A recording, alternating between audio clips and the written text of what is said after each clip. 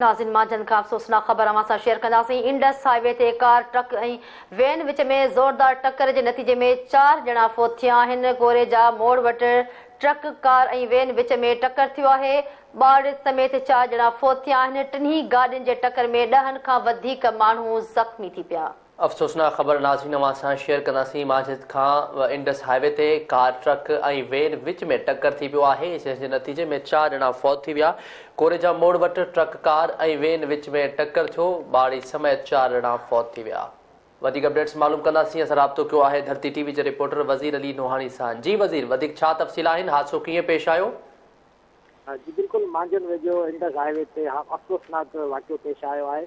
Car truck ऐं van विच में ज़ोरदार टक्कर थी पियो। मांझंदि भरिसां खनौत थाणे जी हद में कोरेगा मोड़ वटि ट्रक कार वैन विच में टक्कर थी पियो, जंहिं सबबि 3 सालनि जी ॿारड़ीअ समेत 4 ॼणा फ़ौत थी विया आहिनि। हादसे में ज़ख़्मी ऐं फ़ौतियुनि जी सुञाणप न थी सघी आहे। टिन्ही गाॾियुनि जे टक्कर में 10 खां मथे माण्हू ज़ख़्मी थी पिया आहिनि। ज़ख़्मियुनि खे वैन मां कढियो पियो वञे, जिन खे तालका अस्पताल मांझंदि मुंतक़िल कयो पियो वञे, ॿियनि खे ज़ख़्मियुनि खे हैदराबाद सिविल अस्पताल मुंतक़िल कयो पियो वञे। जी ठीकु आहे वज़ीर, वॾी महिरबानी तफ़सील ॾियण जे लाइ। नाज़रीन खे मांझंदि खां अफ़सोसनाक ख़बर ॾियूं पिया। मांझंदि में अफ़सोसनाक हादसो पेश आयो आहे। कोरेजा मोड़ ट्रक कार ऐं वैन विच में टक्कर जे नतीजे में ॿारड़ीअ समेत 4 ॼणा फ़ौत थी विया आहिनि।